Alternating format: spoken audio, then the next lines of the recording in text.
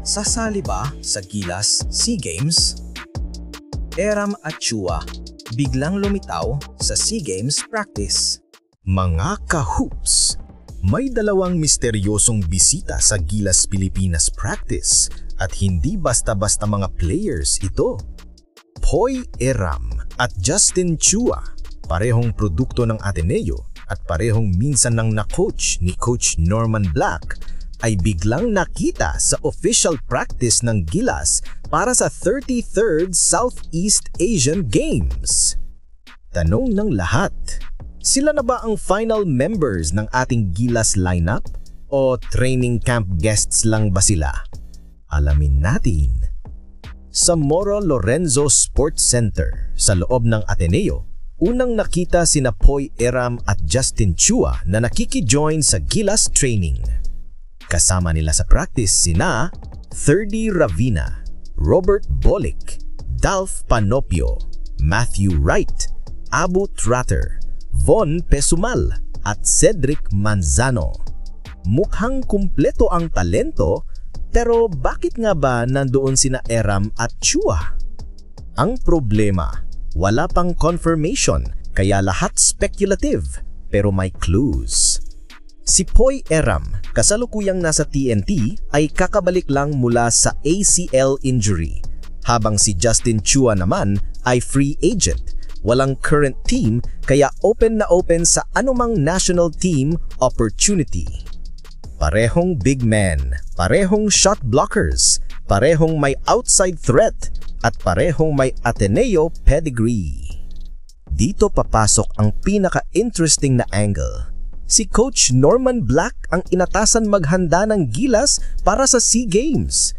At sino ang dalawa sa kanyang pinaka-trusted na big men noong Ateneo Championship years? Eram at Chua.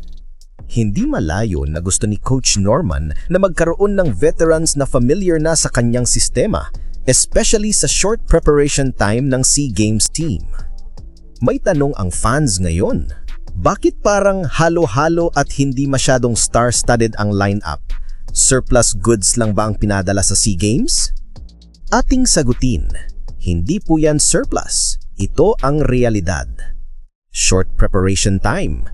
Players with ongoing PBA contracts may not be available. SEA Games needs a versatile, system-fit roster, not just big names. Coach Norman prefers players who can execute quickly within days, not months. Kaya ang tulad ng mga veterans, smart at efficient, ay perfect fits. Teka, mabilis lang to. Promise, quick trivia muna. Alam nyo ba mga ka-hoops? Sa ilalim ni Coach Norman Black, ang Ateneo ay naging kilala sa pag-produce ng mga elite big men tulad na Poy Eram, Justin Chua, Greg Slaughter, Nico Salva, at karamihan sa kanila ay naging PBA first round picks. Kaya hindi nakakapagtataka kung bakit gusto muling buhayin ni Coach Norman ang sistema niyang puro high IQ bigs.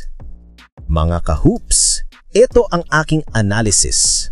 Kung maging official members sina Eram at Chua, mas lalakas ang rim protection, may dagdag na pick and pop offense, mas mabilis ang pag-adapt nila sa plays ni Coach Norman, mas magiging stable ang front court ng Gilas. At para sa fans na nag-aalala, kung kulang sa star power ang lineup, tandaan, ang SEA Games ay hindi palakasan ng pangalan. Ito ay palakasan ng execution. Mga ka-hoops, anong tingin nyo? Dapat bang kunin sina Poy Eram at Justin Chua sa final Gilas lineup? Reunion ba ito ng Ateneo Champions under Coach Norman? At tingin nyo ba, sapat ang system players approach sa SEA Games? I-comment nyo sa baba.